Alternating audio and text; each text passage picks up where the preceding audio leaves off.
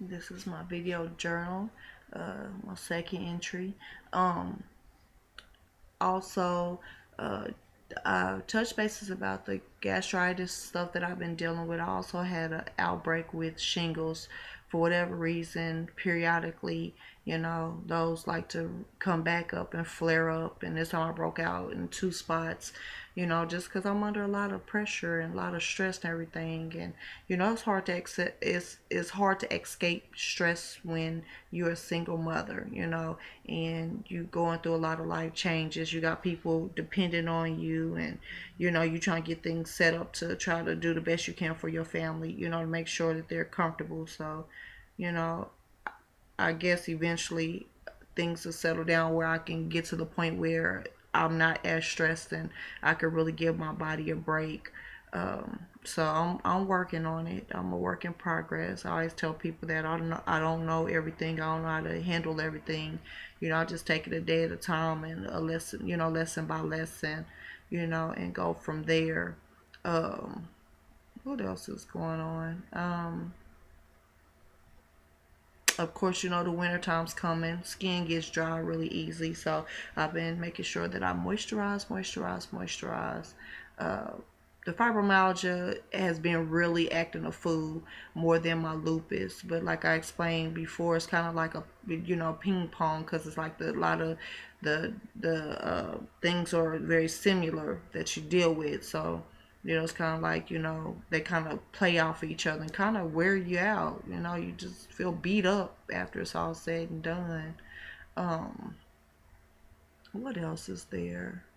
Uh, and also dealing with these things. You deal with you deal with the bouts of with depression and stuff. So I've kind of had to kind of deal with that and try to get my head keep my head right, and not be so down and things of that nature. Just because, like I said, this is an emotional situation. You're not used to when you are used to being an active person, running, doing whatever you want to do, and then you just all that's like snatched off from under you, like it's hard to deal with.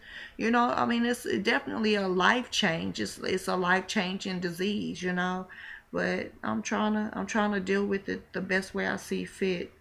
What else? That's something else I was gonna talk about.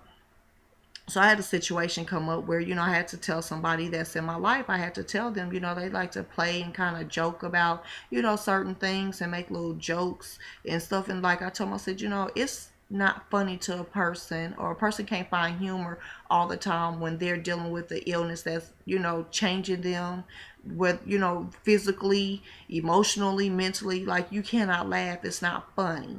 So sometimes make sure people are sensitive to that, and know that we can't laugh and joke. It's not funny to say, oh, well, you moving around like a 78-year-old lady. Well, hell, you don't want to hear that at 36.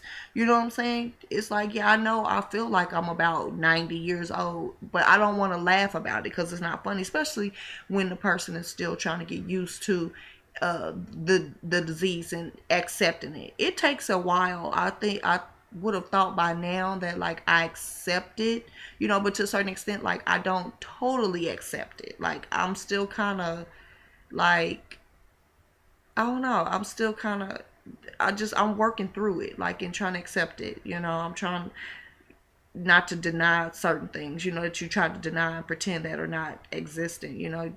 We tend to try to do that sometimes, until the reality of, the illness or the situation you're dealing with is right there in your face and like popping you right there, it's right there live.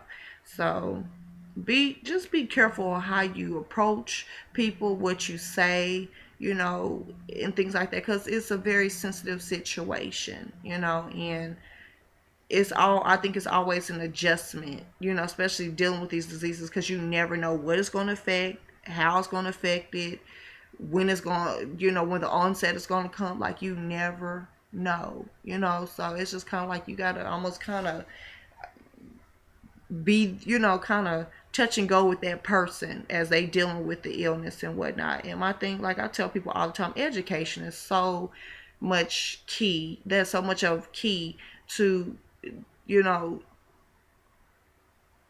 number one, educating yourself to gain an understanding of what the person is dealing with. Like, educate yourself so that a way, you know how to deal with it. It's a learning process for everybody, and that's definitely true.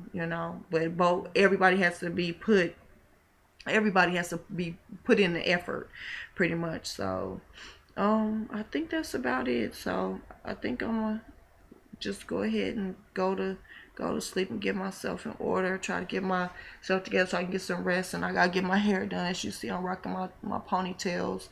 My hair is still kind of coming out. It's kind of thin, but it's holding on. So all I can do is try to take care of it and keep it moisturized, and keep a lot of heat and all that stuff that I've been doing. Try to keep on maintaining so I could try to keep it this go around. Um, until next time, like I say, hit me up. Any questions or concerns, hit me up, and we'll go from there. And love and peace to you guys, and take care, and I'll talk to you soon.